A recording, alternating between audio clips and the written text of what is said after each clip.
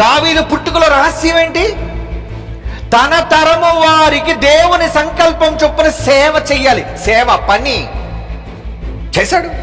ఇశ్రాయేలును రక్షించాడు. 40 సంవత్సరాలు రాజుగా ఇశ్రాయేలు మీదకి ఈగ వాలకుండా తన కత్తిని జులిపించాడు. దేవునికి ఒక విధేయుడైన కొడుకుగా బ్రతికాడు.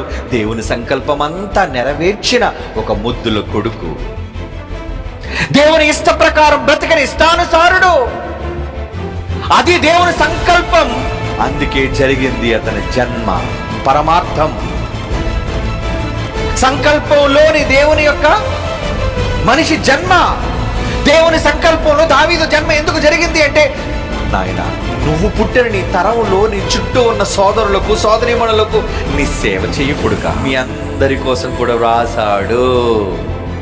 కలలు కన్నాడు. మరి మీలో ఎంతమంది ఆయన కలల చొప్పున చేయగలుగుతున్నారు చెప్పండి?